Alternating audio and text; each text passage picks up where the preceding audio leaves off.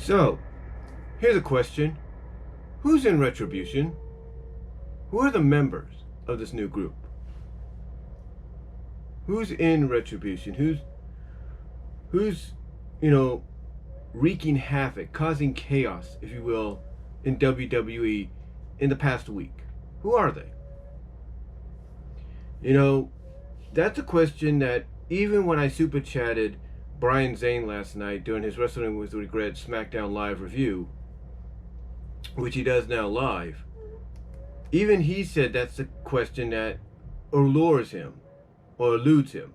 Even he wants to know who is in this group. And the one thing that a lot of people have said that Retribution, reaction-wise, has received a majority of is negativity. Basically because, from what I could tell, a lot of fans know that we've been there, done this, we know what the end result will be. And it's not just, that. It's also a negative reaction of, they remind a lot of people of Antifa, if you will, that group that causes riots and is anti-establishment, anti-American, whatever. It reminds them of them. And some people are like, that's not a good sign. Some would say that basing a new faction, on a group like this shows desperation. It shows that you are desperate to try to get attention on your product, to get, viewership, to get ratings, to get money. And a lot of people will crap on something like this in the end. But then, when you put that aside, the other ultimate question is, who are the members? Especially if you are presenting a group like this as being the kind that will cause chaos, cause riots, cause destruction, cause interruptions, do whatever. But you don't know who it is that's behind all that. It makes you curious as to who has jumped on the bandwagon to be part of this. And I kind of gave up, well, not gave up, but I kind of gave my opinion on who I think it could be. I super chatted Alex during his review, and the thought was, well, there was rumor going around that that Danny Burch and Killian Dane was supposed to be at Smackdown last night. So it makes you wonder if Danny Burch and Killian Dane are part of this group, or at least maybe Danny Burch is part of this group. Some have even said that when they saw Retribution attacking people, that one of them had their hair, like Alex, I think, pointed out, that the hair of one of the female members was that of Vanessa Bourne, and that he could tell that a mile away.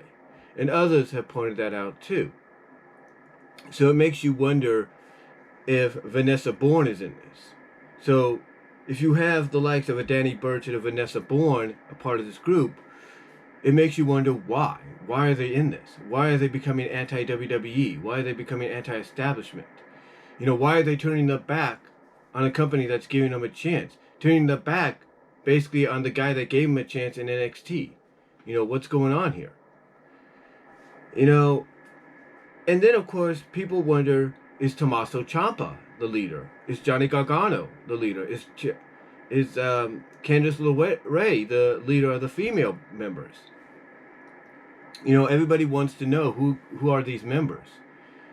And this does play into, my opinion, why people look down upon this faction.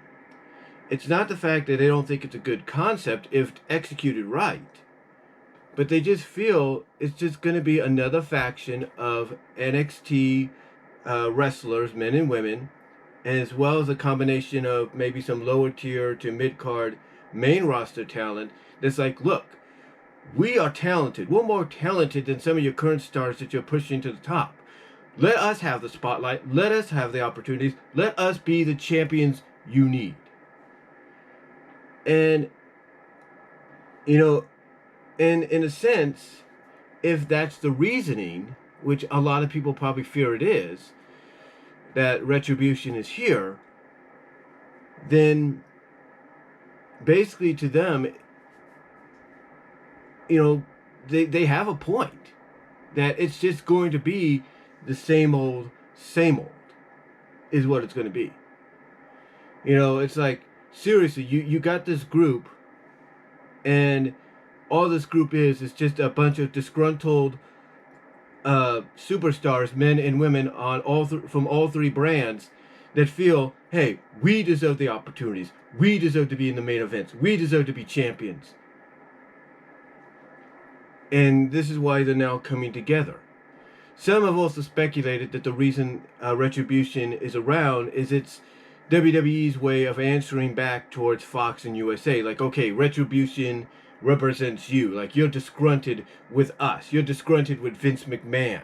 And this is our way of saying, hey, from a story output, we'll get rid of Vince. We'll make Vince a center point down the line.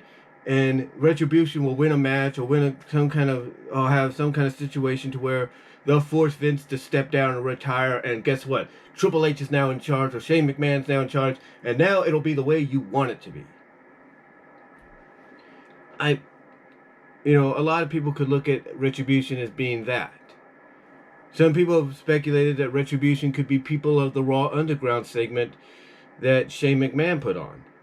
But if that is the case, then okay, maybe there's some intrigue. Maybe Shane's like, look, Dad, you left me with no choice.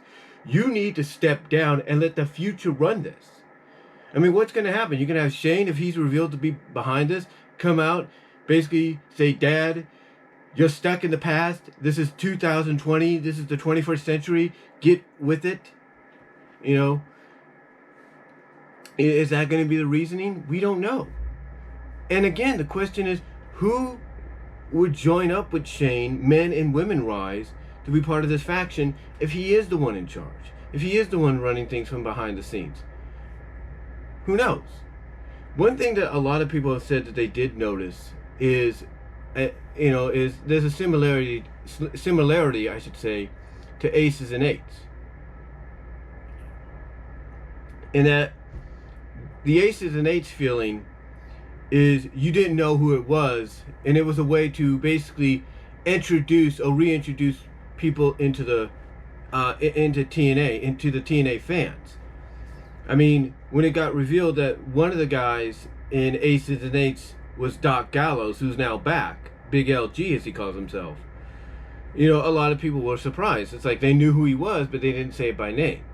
When they revealed one of the guys was Mike Knox, that was a surprise because no one expected someone like Mike Knox to be in TNA, to be in Impact Wrestling. Nobody expected that. Nobody expected, Wes Briscoe or Garrett Bischoff, who were recent baby faces, to turn heel and reveal, hey, we're part of Aces and Eights. Nobody expected D'Lo Brown. Nobody expected Devon. And a majority of the reason why Aces and Eights was formed and then ultimately revealed to be led by Bubba Ray, is because basically it was about lack of opportunity. Like, hey, Bully Ray wanted to be the world champ, but because he was always looked at as a tag team wrestler, they never gave him that shot. So he had to form this group to basically finally get his opportunity. And that's what happened. The point is, a lot of fans see similarities to the Aces and Eights. But the question is, if they see similarities, will they go down the same route, or will they go down the route that they've done with every WWE faction or major faction that's supposed to be disruptive, chaotic, about moving forward, letting the new, become the focal point, letting the future be the focal point over the old, over the past? Is that going to be, is that the direction we're heading? Heading with this group, that basically they're going to end up in the same predicament that Nexus ended up in, that the Core ended up in, that the Alliance, the WCW, ECW coalition ended up in. Are we heading in that direction? We don't know. Because the one thing a lot of people look at when it comes to Retribution, like I said at the beginning, is we've been there, we've done that, let's move on to something else. Because we can see the end result, in sight. We could pretty much predict what's going to happen. I mean, some people will point out that showing the majority of the SmackDown roster right before the chaos erupted at the end of SmackDown pretty much gave away the fact that, yeah, the roster on all three brands are going to come together and take these men and women down behind these masks, and they're going to unmask them. And again, it goes back to what I said earlier. It's like, what, who are these people? Are they the likes of a Vanessa Bourne, a Danny Burch, a Chelsea Green? Heck, I could almost swear one of them sounded like freaking Sanjay Dutt, but what does Sanjay Dutt have to do with this? He's a guy that works behind the scenes, or used to, or currently does. I don't know. Who are these guys?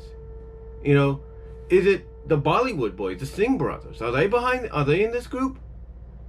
It's like, who is it? So, no one really has any clue, but a lot of people feel that whatever the reasoning for these people joining up, when it gets revealed, and eventually it will be revealed of who they are, that all it's going to be about is opportunity. And that the reason they didn't have their opportunities given to them is because of one man, and that's Vince McMahon.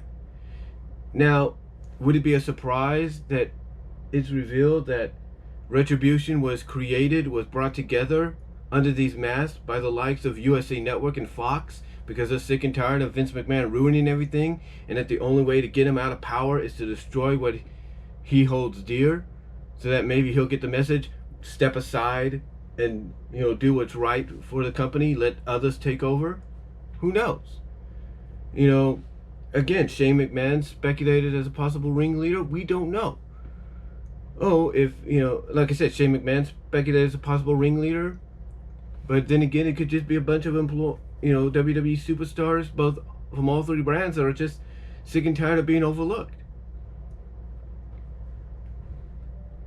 And to me, it's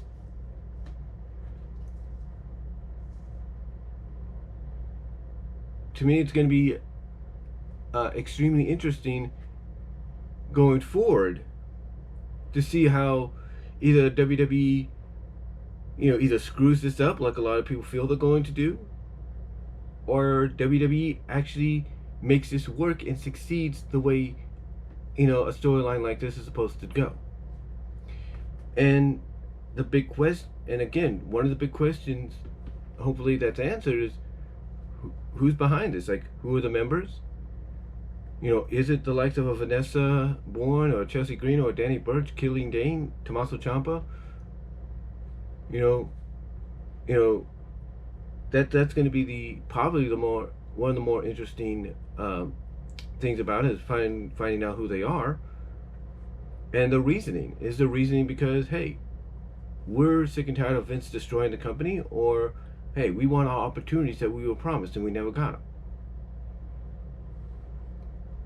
So, it's going to be interesting. And finding out maybe who's behind it, it's going to be interesting too. Like, is Shane behind it? Is Fox and USA behind it? We don't know. But it's going to be interesting. It's going to be intriguing, to say the least, going forward.